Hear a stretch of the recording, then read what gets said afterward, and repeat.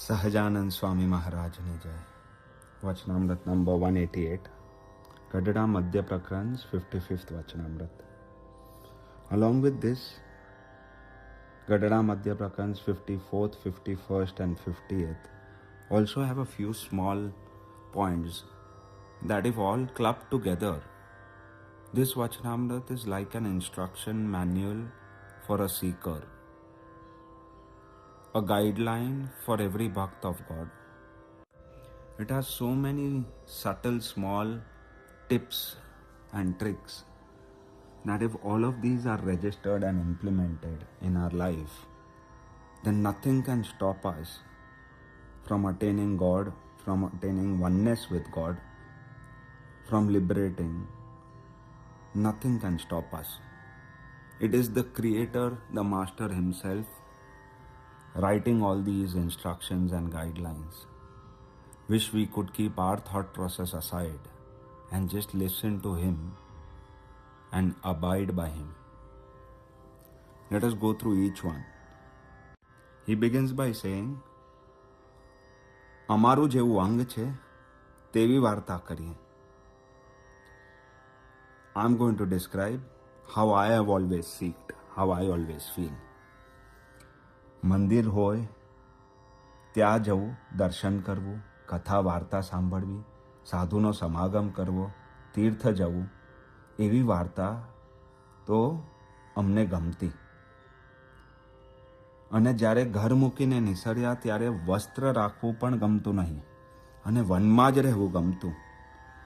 અને બીક તો લેશ માત્ર લાગતી નહીં, મરવાની તો બીક લાગતી જ નહીં. એવી રીતે મહાવન્ય વિષય પણ સદા નિર્ભય રહેતા. How was his nature? He used to love going to mandir. He used to love doing darshan of God. He used to love listening to Katha Varta of God. He used to love doing satsang. He used to love sadhuno samagam, the company of the Satpurush. He used to love going to tirth, places with divine vibrations. And when he went for one vichran, when he went and stayed in the forest for 7 long years, he says, I never feared anything.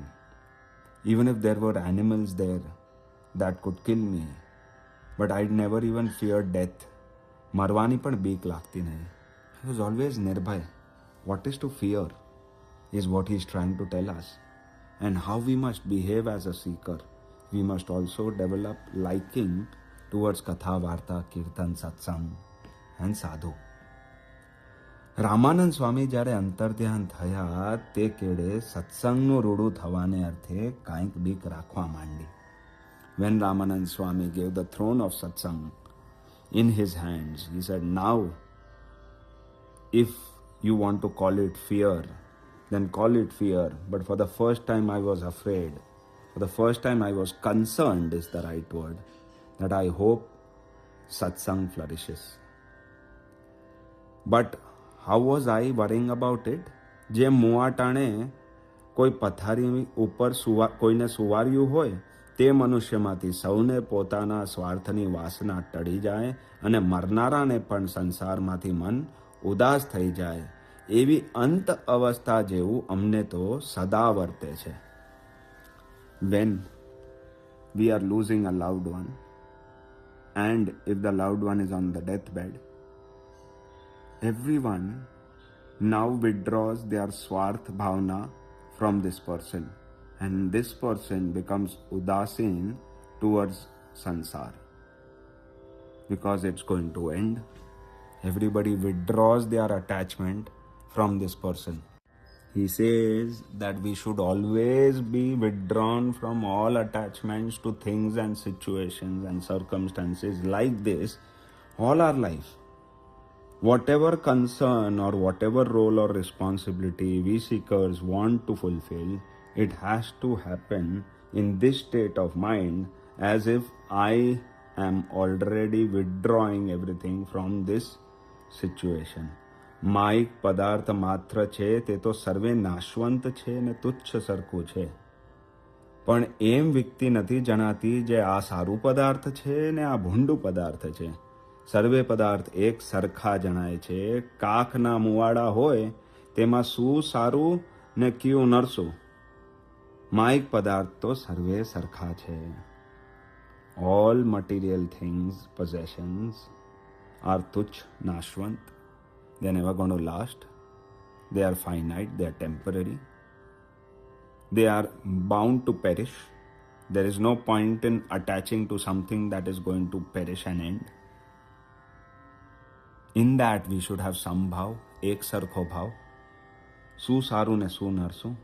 He gives an example that if we are talking about kakna muada, if we are talking about the hair of the armpit, now in this, which hair is good and which is bad? Both are irrelevant. The hair at the armpit are meant for a purpose, they'll fulfill their purpose, and we don't need to distinguish between good and bad. Something insignificant, something temporary, gets undue importance in a seeker's life. We are giving things outside of us, our family, our friends, our situation, our achievements, our possessions, undue importance. It's all temporary. It's all transient. It's all an illusion. It should be done from a very detached space. Ant avastha jevi sthiti sathe. As if I am ready to let go of any of it right now, right away. અમારી જે સર્વે ક્રિયા છે તે ભગવાનના ભક્તને અર્થે છે, પણ પોતાના સુખને અર્થે એકેય ક્રિયા નથી. This is the proof. I'm not doing or indulging in anything in life for my own sukh. એ તો ભગવાનના ભક્તને અર્થે. I'm doing it to share the joy of God with fellow seekers, with Kalyan Mitras, with other souls. એકાંતિક ભક્ત તેનું જે મન ભગવાનના સ્વરૂપનું જ ચિંતન કરે અને એની વાણી ભગવાનના યશને જ ગાય ને એના હાથ ભગવાનની જ સેવા ચાકરીને કરે અને એના કાન ભગવાનના યશને જ સાંભળે. એમ ભગવાનની ભક્તિ જાણીને જે ક્રિયા થાય છે તે સર્વે થાય છે. ભગવાનની ભક્તિ વિના તો અમે સર્વ પદાર્થ થકી ઉદાસીન છે. Whatever I am doing in loving service of God, for spreading God's love amongst the other seekers of God. I am not doing anything to gain anything out of anything. I am only doing everything for giving what I have received from God. The neediness is no longer there. I am so detached from everything. He gives another example, like how he gave of a dead body, of a loved one dying on the deathbed. He's giving another example that જેમ કોઈ રાજા હોય અને એનો એક જ દીકરો હોય અને તે રાજાના 60-70 વર્ષનો થાય પછી તેનો તે દીકરો તે મરી જાય તો રાજાનું મન સર્વ પદાર્થ થકી ઉદાસ થઈ જાય.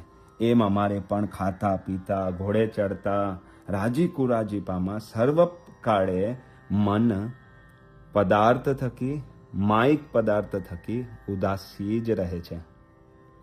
આપણે તો આ દેહ થકી પૃથક આત્મા છીએ, પણ દેહ જેવા નથી અને વળી અંતરમાં એમ વિચાર રહે છે જે આત્માને વિશે રજોગુણ તમોગુણ કોઈક માઇક માયાનો ભેગ ભળી જાય નહીં તેને ઘડીએ ઘડીએ તપાસતા રહીએ છે.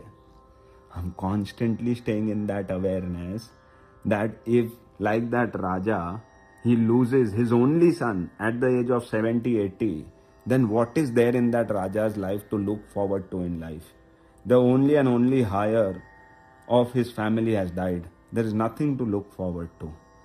Like that, he says, when I look at materialistic things, I am in that kind of a state of mind that I have nothing to look forward to materially in this universe. And I am only and only here to maintain my purity, that Rajogun, Tamogun should not enter into my soul, should not come and impurify this purified me. And here he gives a beautiful example.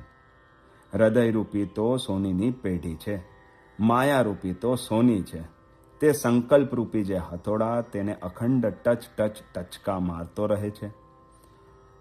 અને જેમ સોનીના છોકરા સ્ત્રી હોય તે પારસી કરીને તેને હાથ આવે તો કાંઈક સોનું ચોરી જાય. અને તે સોનામાંથી સોનું કાઢીને ત્રાંબુ ભેળવે તો તે સોનું બારવલું થઈ જાય. If there's a jeweler shop and they are crooks, and if we as an owner as a buyer have gone to that shop, imagine that we have gone to a shop in which the jeweler is a thug. He tries to distract us through various talks and gives the gold that we have got to his shop to his wife and children, who go inside and in the name of measuring it, dilute it with other metals and make it from 24 karat gold to 18 karat. It looks the same, but it is fully impurified. All this happened because we got distracted by the talks of the Soni. ઇન્દ્રિયો અંતઃકરણ રૂપ એ સર્વ માયારૂપી જે સોની તેના સ્ત્રી છોકરા જેવું છે. He says our senses, our મન બુદ્ધિ ચિત્ત અહંકાર are like that wife and child who are constantly trying to impurify us. કંચન રૂપ જે ચૈતન્ય, our soul is like that gold. અને ત્રણ ગુણ તથા પંચ વિષયની આસક્તિ તથા દેહાભિમાન કામ ક્રોધ લોભ રૂપી જે ત્રાંબુ, all the impurities of રજોગુણ તમોગુણ સત્વગુણ આસક્તિs, all our temptations, all our distractions, our dehabhiman, our ahankar, our kamnas, our desires, our krodh, anger, lobh, greed, lust, all of these are the impurities that these distractions are going to dilute us with. અને જ્ઞાન વૈરાગ્ય ગુણરૂપ જે સોનું. What was our Atma made of? Atmagyan, Vairagya, Gunas, nice virtues, qualities, detachment, Atmagyan. All of this was how God made us. And while we got distracted by materialistic things, what happened to us is that we are now completely diluted and 18 karat. Now what will God have to do? સોનાને Tawi તાવીને પાછું સોડવલું કરવું પડે. He has to heat us in that furnace, in the challenges of life, through various obstacles, through the heat of life. He will heat us and remove all the impurities within us. પછી કંચન રૂપ જે એક આત્મા તે જ રહે, પણ બીજો માઇક ભેગ કાંઈ રહે નહીં. All the obstacles and challenges that are happening to us are to purify us, to bring us closer to God, to remove all these kam, krodh, lobh, vasna rupi attachments with family, friends, relationships and possessions. એવી રીતના વિચારમાં અમે રાત દિવસ મંડ્યા છે. He says, I stay in this state of awareness and alertness day and night.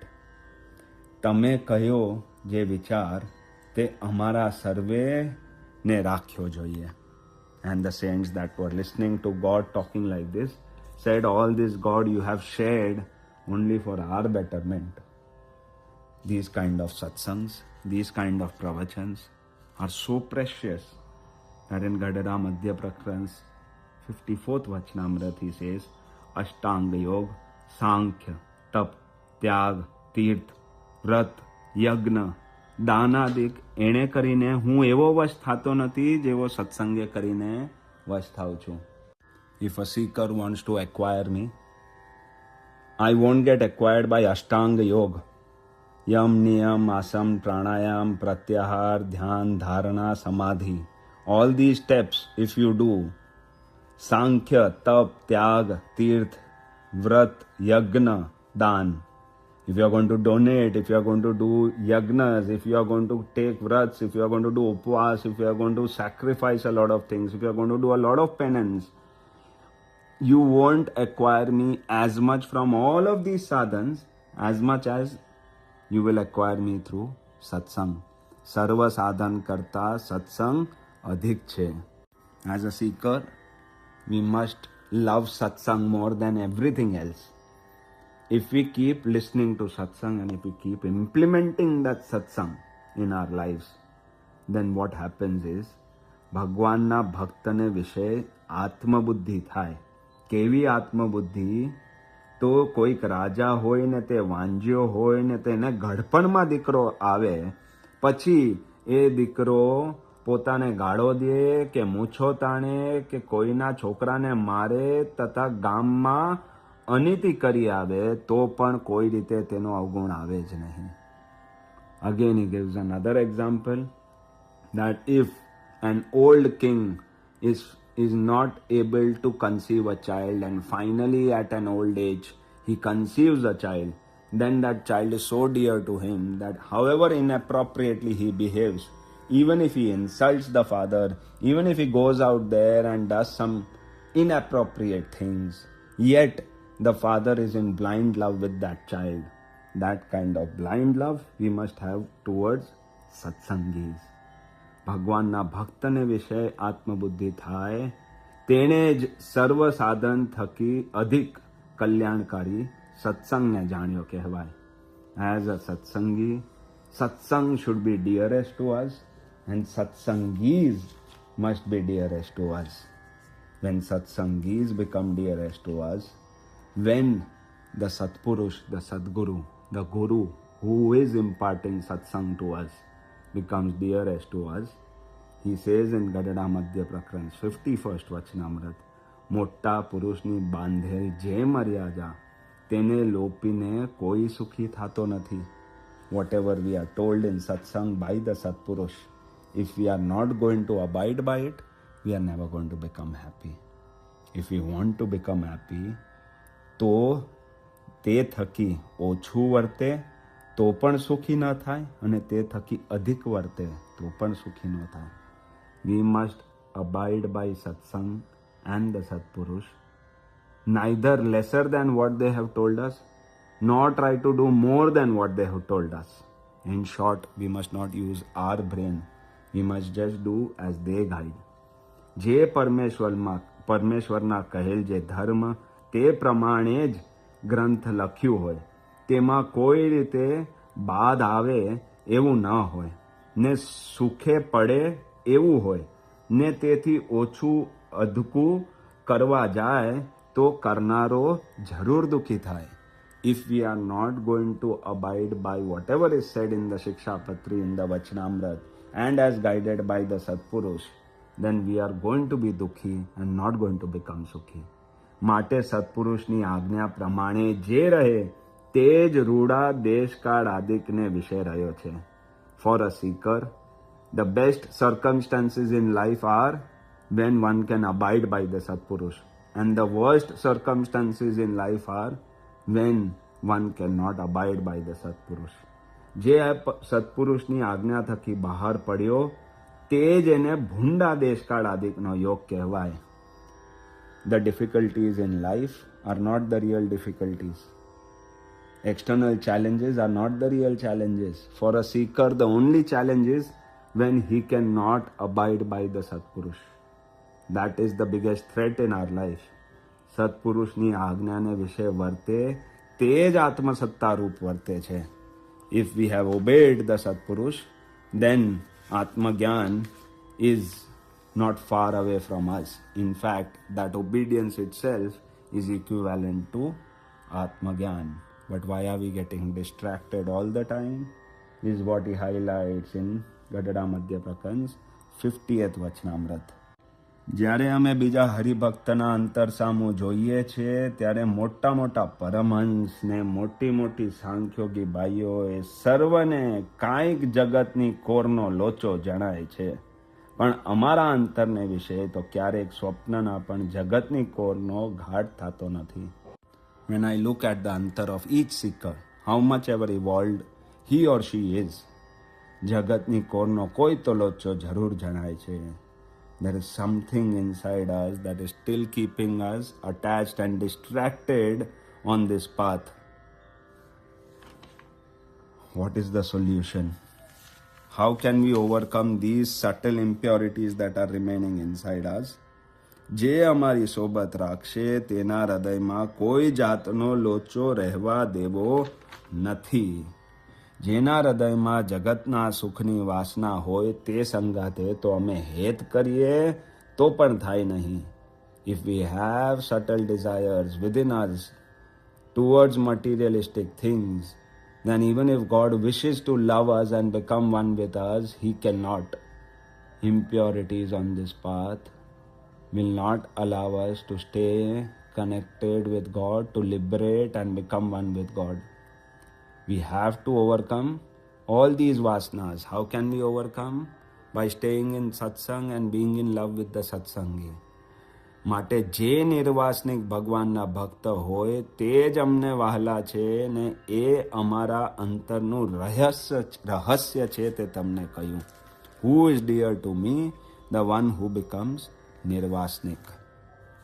Till we do not become nirvasnik, till we don't purify our soul to 24 karat gold again, till we are not going to feel Atma Buddhi towards the Satsangi, till we are not going to obey and abide by every single instruction that God has given us in the Vachanamrita and the Shikshapatri, till we are not going to stop using our brain and live as per what we feel is right, which is always a little less or more than what is told to us by people who are more advanced than us, more evolved than us. We don't trust them as much as we trust ourselves, and till then this progress is not going to happen.